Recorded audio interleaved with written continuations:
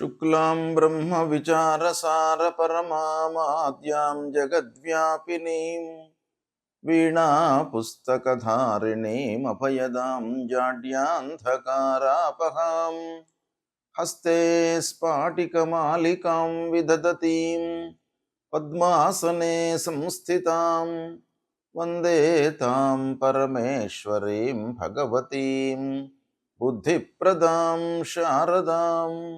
శ్రీ మహాగణాధిపతయే నమః. శ్రీ మహాసరస్వత్యై నమః. శ్రీ గురుభ్యో నమః. పంచగ్రహ కూటమి ఈ సంవత్సరము 2026వ సంవత్సరంలో మనకు 17 ఫిబ్రవరి 2026 రోజున ఉదయం 9:06 నుండి 19 ఫిబ్రవరి 2026 మధ్యాహ్నం 3 గంటల వరకు చంద్రుడితో కూడుకున్నటువంటి పంచగ్రహ కూటమి. అంటే ఇది 2 రోజులే ఉంటుంది. ఇది అమావాస్య యుక్తంగా చంద్రుడితో ఉన్నటువంటి పంచగ్రహ కూటమి. అంటే ఈ 5 గ్రహాల లోపల సూర్యుడు, చంద్రుడు, శుక్రుడు, బుధుడు, రాహువు వీళ్ళు ఇన్వాల్వ్ అయి ఉన్నారు. అంటే చంద్రుడు, సూర్యుడు, రాహువుతో ఇన్వాల్వ్ అయి ఉన్నటువంటి ఈ పంచగ్రహ కూటమి 2 రోజులు ఉంది. ఇందులో అమావాస్య కూడాను సంభవిస్తుంది. ఇది ఒక పంచగ్రహ కూటమి. తర్వాత రెండవసారి కూడాను మనకు పంచగ్రహ కూటమి వస్తుంది. అది 23 ఫిబ్రవరి 2026 రోజున మధ్యాహ్నం 11:48 నుండి 1 మార్చి 2026 అర్ధరాత్రి 12:57 వరకు ఇక్కడ కుజుడితో కూడుకున్నటువంటి పంచగ్రహ కూటమి ఏర్పడుతుంది. అంటే ఈ పంచగ్రహ కూటమిలో చంద్రుడు లేడు. చంద్రుడిని మినహాయించి, అంటే చంద్రుడు కాకుండా మిగతా గ్రహాలతో ఏర్పడేటువంటి పంచగ్రహ కూటమి అన్నమాట. ఇది ఎక్కువ రోజులు ఉంటుంది. చంద్రుడితో ఇన్వాల్వ్ అయి ఉన్నటువంటి పంచగ్రహ కూటమి 2-2.5 రోజులే ఉంటుంది. చంద్రుడు లేకుండా మిగతా గ్రహాలతో ఏర్పడినటువంటి పంచగ్రహ కూటమి కనుక ఇది ఎక్కువ రోజులు. అంటే 23 ఫిబ్రవరి నుండి మనకు 1 మార్చ్ అర్ధరాత్రి వరకు ఉంటుంది. అంటే ఇక్కడ 5 రోజులు, ఇది 1 రోజు. అంటే 6-7 రోజులు ఈ పంచగ్రహ కూటమి చంద్రుడు లేనటువంటి పంచగ్రహ కూటమి అన్నమాట. ఇది చాలా ప్రభావాన్ని చూపిస్తుంది. వ్యక్తిగత ప్రభావం కంటే కూడాను ప్రపంచవ్యాప్తంగా, దేశవ్యాప్తంగా, రాష్ట్ర వ్యాప్తంగా మనకు ప్రమాదాలు, సంఘటనలు, ఆకస్మికమైనటువంటి ఇబ్బందులు, మార్కెట్ లోపల ఉన్నటువంటి ధరలు పెరగడము, పతనం కావడము, ఇలాంటిది మనకు ఊహకు అందనటువంటి ఎన్నెన్నో విషయాలు ఈ పంచగ్రహ కూటమి సందర్భంగా జరిగేటువంటి అవకాశాలు చాలా ఉంటాయి. కాబట్టి ఇలాంటి ప్రభావము, అంటే ఈ గ్రహాలతో ఏర్పడుతున్నటువంటి పంచగ్రహ కూటమి మనకు రాశి ప్రకారంగా ఎలా ఉంటుంది, అంటే వ్యక్తులకు ఎలా ఉంటుంది. అంటే ప్రపంచం అంటే మట్టి కాదు, మనుషులతో కూడుకున్నటువంటిదే ప్రపంచం. అంటే ప్రపంచవ్యాప్తంగా సామూహికంగా ఎఫెక్ట్ అనేటువంటిది ఈ గ్రహ కూటమి మూలకంగా జరుగుతుంది అనేటువంటిది శాస్త్రం చెప్పినప్పటికీ ఇందులో ఇన్వాల్వ్ అయి ఉన్నటువంటి వాళ్ళు ఎవరు? ప్రజలు. కాబట్టి ఈ ప్రజలు ఆయా రాసులలో ఉద్భవించినటువంటి వాళ్ళు కనుక ప్రధానంగా రాశి పరంగా ఈ పంచగ్రహ కూటమి యొక్క ప్రభావము ఎలా ఉంటుంది అనేటువంటి విషయాన్ని మనము తెలుసుకుందాం. వృశ్చిక రాశి జాతకులకు పంచగ్రహ కూటమి మూలకంగా కలిగేటువంటి ఫలితాలు, ప్రభావము ఎలా ఉంటుందో తెలుసుకుందాం. ఈ వృశ్చిక రాశి వారికి ఈ పంచగ్రహ కూటమి కుంభరాశిలో సంభవిస్తుంది. కుంభరాశి అంటే వృశ్చికం నుండి 4వ స్థానం, చతుర్థ స్థానం. చతుర్థ స్థానము గృహస్థానము, మాతృస్థానము, చదువుకు సంబంధించినటువంటి విషయాల లోపల కొంత మెమొరీ అనేటువంటిది ఎలా ఉంటుంది, జ్ఞాపక శక్తికి సంబంధించినటువంటి స్థానం. ఈ స్థానంలో మనకు ఈ పంచగ్రహ కూటమి సంభవిస్తుంది. పంచగ్రహ కూటమి లోపల కూడాను విభిన్నమైనటువంటి గ్రహాలు ఉన్నాయి. సూర్యుడు, అంగారకుడు, వీళ్ళు విభిన్న తత్వాలను కలిగించేటువంటి గ్రహాలు. గోచార రీత్యా ఈ 2 గ్రహాలకు ప్రతికూల స్థానము. శుక్రుడు అనుకూల స్థానము, బుధుడికి కూడాను అనుకూల స్థానము. రాహువు అర్ధాష్టమ స్థానం అవుతుంది, రాహువు కూడాను ప్రతికూలమైనటువంటి స్థానం. అయితే ఇలాంటి 5 గ్రహాలు ఇందులో ఉండడం మూలకంగా నాకు ఏమవుతుంది, ఎలాంటి ఫలితాలను ఇస్తారు అనే విషయాన్ని మనం చూసినట్టయితే, కొంత ఈ 4వ స్థానంలో సంభవించడం మూలకంగా మీ లోపల కొంత భయము, ఆందోళన అనేటువంటిది కలిగే అవకాశాలు ఉన్నాయి.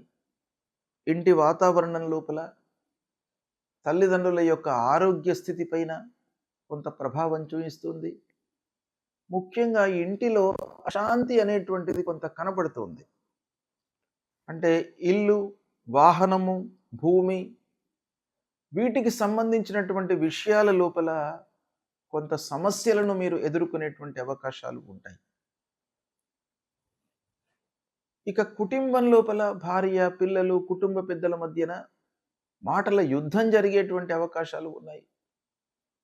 మాటకు మాట మాట్లాడడము, కొంత గ్యాప్ ఏర్పడడము, అభిప్రాయ భేదాలు సంభవించడము, ఇలాంటివన్నీ కూడాను మనకు కలిగేటువంటి అవకాశము ఉంది పంచగ్రహ కూటమి మూలకంగా వృశ్చిక రాశి వారికి. అయితే దీని నుండి విముక్తులు కావడానికి ఏం చేయాలి అనంటే, శాంతియే మార్గం అన్నమాట. మీరు శాంతిని పాటించినట్టయితే, సంయమనంతో ఉన్నట్టయితే ఇవన్నీ సమస్యలు దూరం అవుతాయి. కాలమే మనకు ఒక సొల్యూషన్ ఇస్తుంది. ప్రతి సమస్యను కూడాను పరిష్కరించేటువంటి ప్రతి సమస్యను పరిష్కరించేటువంటి ఒక సత్తా, శక్తి కాలానికి ఉంది. కాబట్టి మీరు సంయమనంతో ఉన్నట్టయితే తప్పకుండా ఈ సమస్యలన్నీ కూడా తగ్గుతాయి. వీటికి మీరు ఏం చేయాలి? భగవంతుణ్ణి స్మరించడము, అమ్మవారి దేవాలయానికి వెళ్ళడము, మహాలక్ష్మి అమ్మవారిని కొలవడము, ఇవి చేసినట్టయితే మీకు తప్పకుండా మంచి ఫలితాలు కలుగుతాయి. పంచగ్రహ కూటమి అంటే ఏమిటి? ఈ గ్రహాలు ఒక్క రాశిలో సంచరించడం మూలకంగా ఎలాంటి ఫలితాలు ఉంటాయి?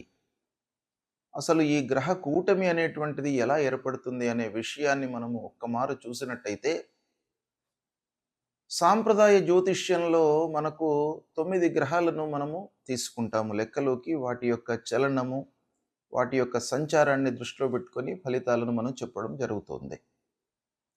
సూర్యుడు, అంగారకుడు, బుధుడు, గురువు, శుక్రుడు, శని, రాహువు, కేతువు, ఇవి 9 గ్రహాలు.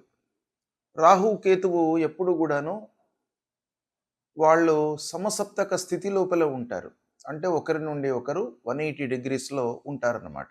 అంటే రాహు, కేతువులు ఎప్పటికి కూడాను కలవడం అనేటువంటిది జరగదు.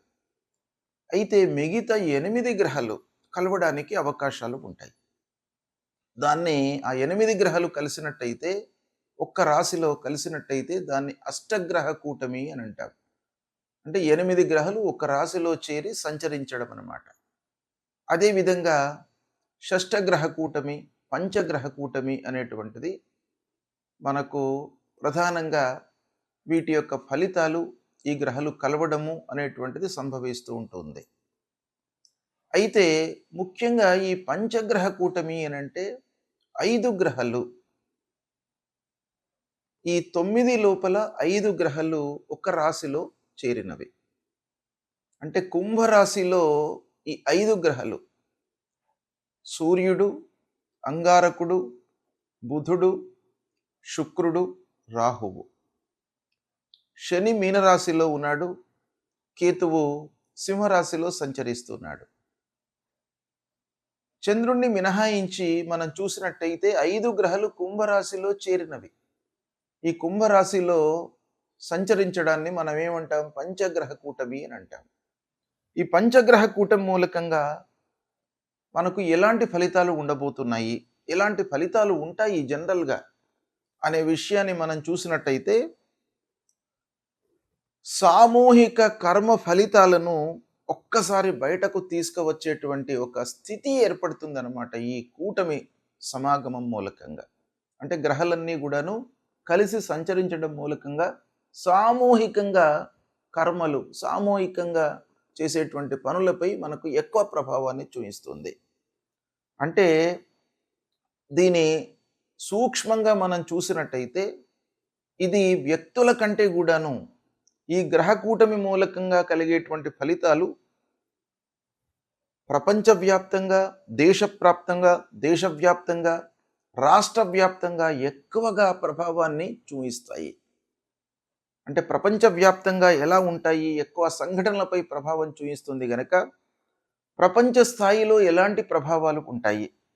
ప్రపంచ స్థాయిలో మనకు ఉండేటువంటి ప్రభావము, సంఘటనలు ఏంటంటే, రాజకీయ పరంగా, రాజకీయంలో ప్రపంచవ్యాప్తంగా దేశాలలో రాజకీయ మార్పులు, ప్రభుత్వాలపై ప్రజల యొక్క అసంతృప్తి, నియంతృత్వ పాలనలకు చరమగీతం పాడడము, అంటే నియంతృత్వ పాలనలు బలహీనపడడము, తర్వాత కొత్త రాజకీయ కూటమిలు ఏర్పడడము, అంతర్జాతీయ ఒప్పందాలు, యుద్ధాలు, ఉద్రిక్తతలు, వీటిపైన కూడాను చాలా ప్రభావం చూయిస్తుంది. అంటే సరిహద్దు వివాదాలు మళ్ళీ చెలరేగే అవకాశాలు ఉంటాయి. ఆయుధ పరీక్షలు, సైనిక కదలికలు, శాంతి చర్చలతో పాటు ఆకస్మికమైనటువంటి ఘర్షణలు, ఇక ఆర్థిక వ్యవస్థపై కూడాను ఈ పంచగ్రహ కూటమి యొక్క ప్రభావం ఉంటుంది. అంటే ప్రపంచ మార్కెట్ లోపల అస్థిరత అనేటువంటిది చోటు చేసుకుంటుంది. అంటే బంగారము కానివ్వండి, చమురు, డీజిలు, కరెన్సీలపై ఊగిసలాట, అంటే అస్థిరత ఏర్పడుతుంది. కొన్ని దేశాలకు భారీ నష్టం వాటిల్లేటువంటి అవకాశాలు ఉంటాయి. కొన్ని దేశాలకు ఆకస్మిక లాభం చేకూరుతుంది. అంటే ఒక దేశానికి నష్టం జరుగుతుంటే ప్రపోర్షనల్గా ఇంకో దేశము లాభపడేటువంటి అవకాశాలు మనకు ఉంటాయి. అవన్నీ కూడాను ఈ యోగం మూలకంగా సంభవించే అవకాశాలు ఉంటాయి. అంతేకాకుండా ప్రకృతి లోపల వైపరీత్యాలు ఏర్పడతాయి. అంటే భూకంపాలు, అగ్నిపర్వతాలు విస్ఫోటనం కావడము, సముద్ర తీర ప్రాంతాలలో తుఫాన్లు ఏర్పడము, వరదలు రావడము, వాతావరణంలో అతి తీవ్రమైనటువంటి మార్పులు ఏర్పడము, ఇలా ప్రపంచవ్యాప్తంగా జరిగేటువంటి అవకాశాలు ఉన్నాయి. ఇక దేశీయంగా భారతదేశంలో ఎలాంటి ప్రభావం చూయిస్తుంది అనంటే, పాలనపైన, రాజకీయాలపైన ప్రభావం చూయిస్తుంది. కేంద్ర రాష్ట్రాల మధ్య అధికార ఘర్షణలు తలెత్తేటువంటి అవకాశాలు ఉంటాయి. కీలక చట్టాలు, విధాన మార్పులు, ప్రజల ఉద్యమాలు పెరిగే అవకాశం ఉంటుంది. దేశీయంగా కూడాను ఆర్థికపరమైనటువంటి రంగం పైన ఎఫెక్ట్ కనబడుతుంది. అంటే స్టాక్ మార్కెట్లు ఆకస్మిక పతనము, పునరుద్ధరణ, వ్యవసాయము, మౌలిక వసతులు, పెద్ద పెట్టుబడులపై ప్రభావము, కొత్త పన్నులు లేదా ఆర్థిక విధానాలు, భద్రతపై, రక్షణపై కూడాను ప్రభావం చూయిస్తుంది. ఇలా దేశం పైన, రాష్ట్రం పైన మనకు తీర ప్రాంతాలపైన ప్రభావం చూయిస్తుంది.